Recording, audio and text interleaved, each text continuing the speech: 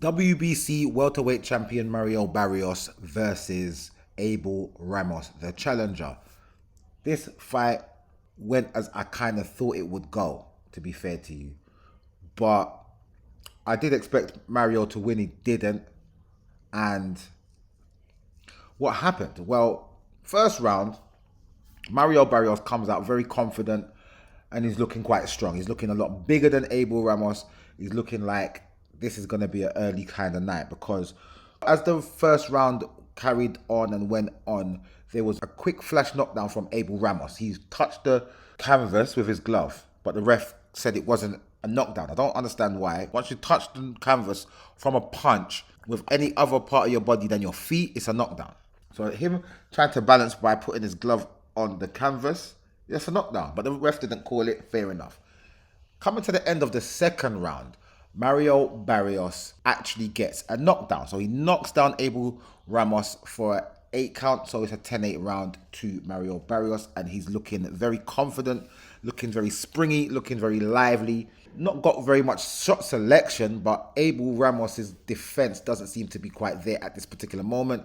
And he seems to kind of be disheveled and he's not relaxed in there, and he gets the actual knockdown in the second round, at the end of the second round. It was more a flash knockdown again. Like, he was definitely hurt, but he gets up and he recovers quite well. The earlier you are in the fight, the quicker or the more able you are to recover from a knockdown, because you're more fresh. Anyway, going into the third round, Abel Ramos, it seems like he said to himself, you know what, it ain't that bad. This guy ain't that bad. This can't do nothing to me. He's not really hurting me. He knocked me down a couple of times, but that's because I was being a bit tentative. So let me start bringing the fight to this guy, because I know his punches now and he's not really that strong. Let me go into it. Let me go into this fight now. He starts to put punches together, starts to send a lot of hooks in to the head, to the body, mostly to the head. He wins that third round, in my opinion. So the first and second round he lost, but he wins the third round, in my opinion. And so he wins the fourth and the fifth as well, in my opinion. And in the sixth round, he delivers a knockdown to Mario Barrios. Now, in the fourth and fifth round, it's like he's weakening Mario. Mario's acting as if he hasn't got any other plans. He doesn't know what else to do. He's knocked him down. I don't know what to do now, because I'm punching him still, but he's not going down again. But your shot selection ain't really that good, and you're waiting too much, and you allowed him to recover and you allowed him to get his confidence. So now he's fighting you and he's putting it on you, and you don't know what to do. What am I going to do? I can't do nothing. He's putting it on me. So he starts to get lamped up, and you can see his nose starting to spread out, and you can see the bruises coming up on his face. And in the sixth round, he gets knocked down. And his knockdown is worse than how Abel Ramos's was, because this knockdown was, the first punch stunned him till he turned his back almost. And then the second one knocked him down and he was very much out of it, but not enough to actually count him out.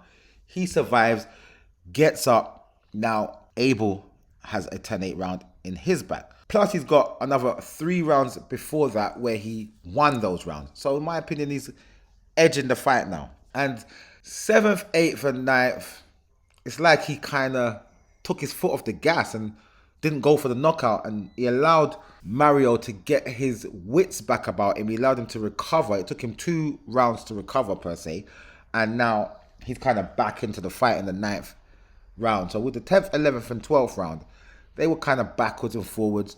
But Mario Barrios is noticeably getting beaten up. His face is starting to open up in certain places, bleeding from all over his face. I'm saying, Abel, you need to go to the body. From he got the knockdown in the 6th round and Mario gets back up, I'm like, Abel, you need to go for the body. But he's not. He's just headhunting, which is a flaw in my opinion. And he gets him, I think he tires out. I think he loses his energy, and he's now allowing Mario to get his wits back about him, get himself back in the fight.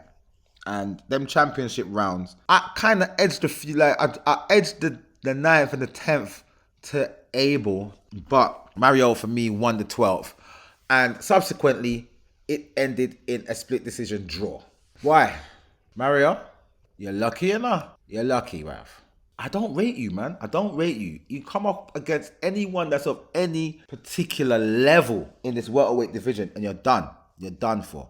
I put all the champions that are there to beat you: Brian Norman, Elmantis Stanionis, and Boots Ennis. All 3 of those guys beat you. I would put the prospects that are coming up to beat you as in Solomon Sissoko, Karen Chikatsian, Alexis Rocha.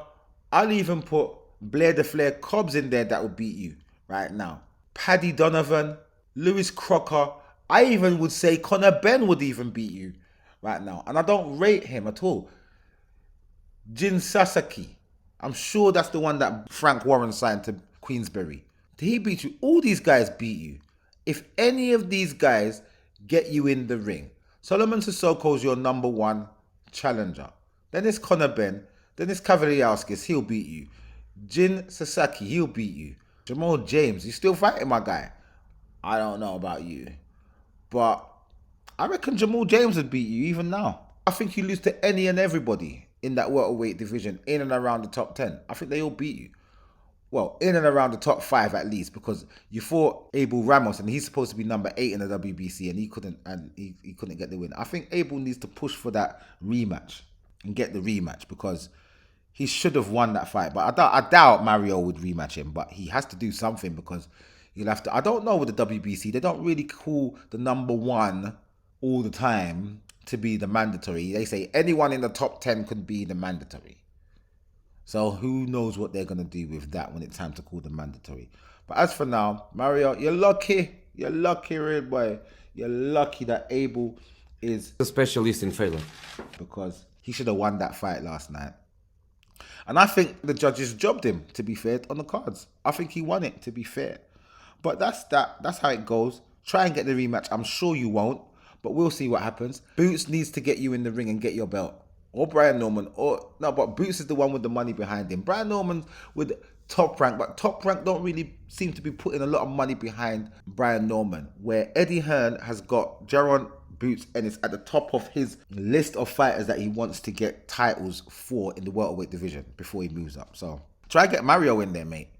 Because you definitely eat that food. No problem. I say you take Mario out in the first 5 rounds, you take him out. My opinion anyway. But anyway, well done to both combatants. Neither of you are world class. You're the class below world class, in my opinion. And by happenstance, Mario Barrios has got the WBC title. And good luck to him. I didn't see no 30% increase in his ability. But anyway, that's enough of that. I'll see you guys in the next video.